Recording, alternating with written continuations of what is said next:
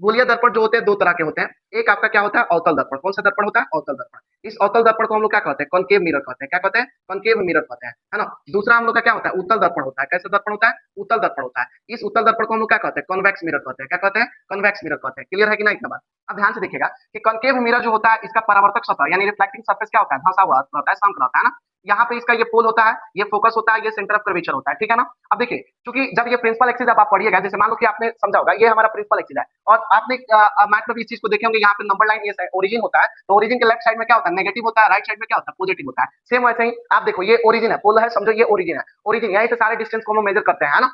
तो अगर पोल से इधर फोकस के बीच का डिस्टेंस देखोगे तो ये क्या होगा? नेगेटिव ही है। और पोल से सेंटर ऑफ कर्वेचर जिसको हम रेडियस ऑफ कर्वेचर बोलते हैं, ये भी क्या है? नेगेटिव ही है। क्यों? ये क्योंकि ये दोनों ही लेफ्ट साइड है। अब देखो, इसका focal length negative, centre of curvature भी नेगेटिव, यानी रेडियस ऑफ कर्वेचर जो कि आर होती है वो भी नेगेटिव है, लेकिन इसका पावर पॉजिटिव होता है। यहाँ पे मैं लिख दे रहा हूँ, फोकल लेंथ क्या होता है? नेगेटिव होता है। फोकल लेंथ क्या हो गया? नेगेटिव।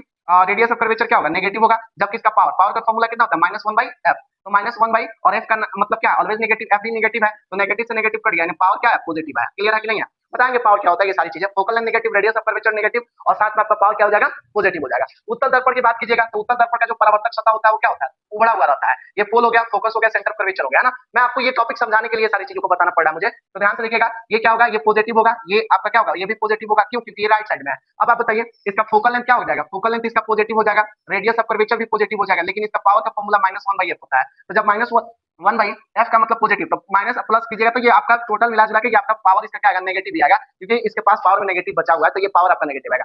तो कन्वेक्स मिरर में यानी कि उत्तल दर्पण में focal length positive, radius of curvature positive, लेकिन इसका पावर क्या हो जाएगा? पावर होगा आपका नेगेटिव, है ना? ध्यान